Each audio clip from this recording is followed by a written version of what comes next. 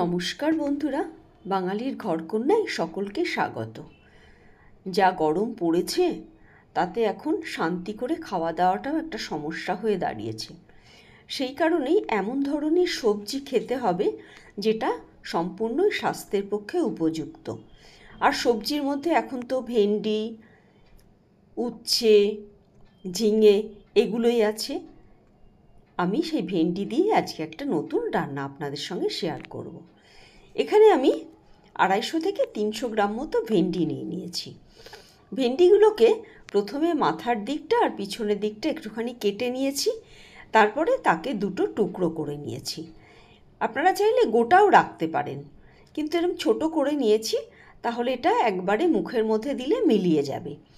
ঠিক এইভাবেই আমি প্রত্যেকটা ভেন্ডিকে মাথার দিকটা আর পিছনের দিকটা কেটে তারপরে এটাকে দুটো টুকরো করে নেব।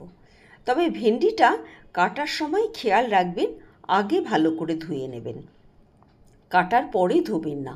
কাটার পরে ধুলে না এর যে একটা লালা মতো আছে সেটা বেরিয়ে একদম পুরো ব্যাপারটা ঘেটে যাবে। সেই জন্য সবসময়ই ভেন্ডিটা আগে ভালো করে ধুয়ে জল ঝরিয়ে তারপরে এটাকে কাটতে হয়, তাহলে পরে কিন্তু রান্নাটা খুব সহজ হয়।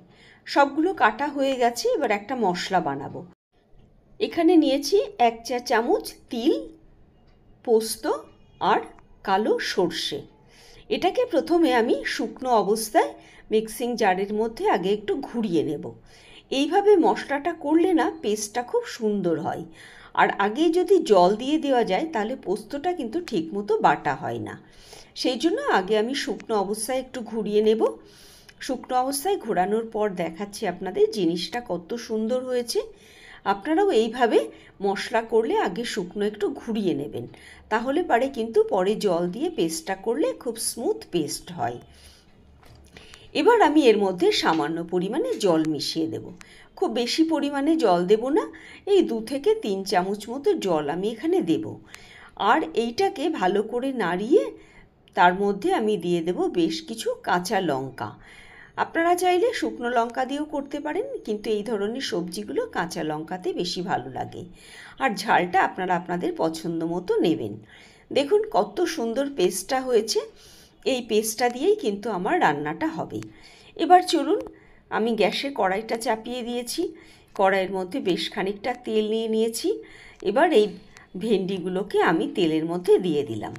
তেলটা ভালো করে আগে গরম করে নিতে হবে, তারপরে ভেন্ডিটা দিয়ে তেলের সঙ্গে খুব ভালো করে নাড়াচাড়া করে পুরো ভেন্ডির গায়ে যাতে তেলটা মেখে যায় সেইভাবে উল্টে পাল্টে এটাকে নাড়াচাড়া করতে হবে।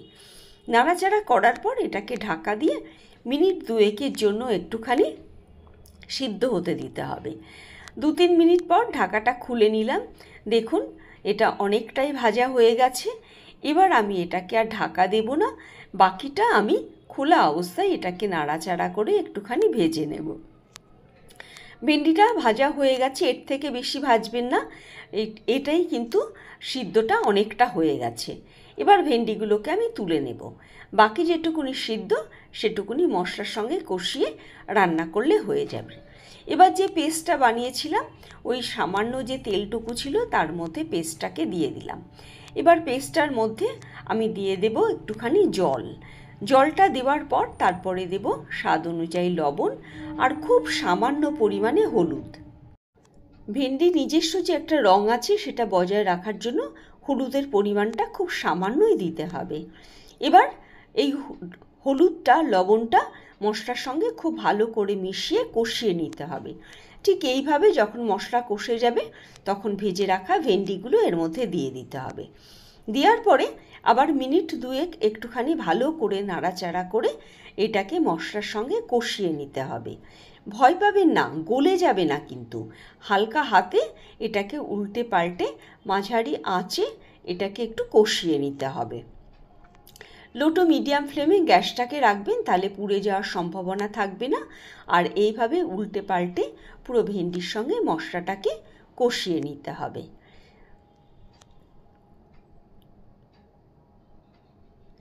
এই রান্নাটা এত সুস্বাদু হয় যে এটা আপনি ভাত রুটি যে কোনো কিছুর সঙ্গেই কিন্তু খেতে পারবেন। আর যারা ভেন্ডি পছন্দ করেন না, যদি এইভাবে রান্না করে দেওয়া যায় তারা কিন্তু বারবার চেয়ে খাবে। হয়ে গেছে কষানো, এবার আমি এতে সামান্য পরিমাণে জল দেব। জলটা খুব কম দিতে হবে, কারণ যেহেতু ভেন্ডিটা আগে আমার ভাজা হয়ে গেছে, তারপরে আবার এটাকে কষিয়ে নিলাম, সেই জন্য জলের পরিমাণটা একদম সমান সমান করে দিতে হবে। এবার ভালো করে মশলার সঙ্গে পুরোটাকে মিশিয়ে নেব জলের মধ্যে দিয়ে। তারপরে এটাকে আমি বেশ কিছুক্ষণের জন্য রান্না করে নেব। এবার ঢাকা দিয়ে দেব, এটা ঢাকা দিয়ে আবারও মিনিট খানেক বা মিনিট দুয়েক রান্না করে নেব। এবার দেখুন সম্পূর্ণটা ফুটে গেছে, কিন্তু জলের পরিমাণটা এখনও একটুখানি আছে, সেই জন্য আর ঢাকা দেব না। এবার ঢাকা খুলে যে জলটা আছে সেটাকে সম্পূর্ণ শুকিয়ে নেব।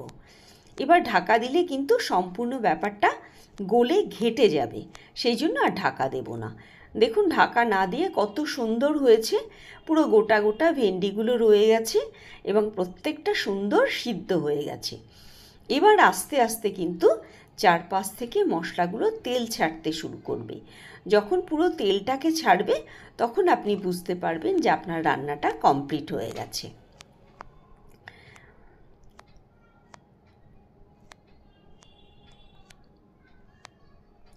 দেখুন এবার চারপাশ দিয়ে কিন্তু আস্তে আস্তে তেল ছাড়তে শুরু করেছে, দেখা যাচ্ছে তেলগুলো। হ্যাঁ, এইবার এটা রান্নাটা কমপ্লিট হয়ে গেছে।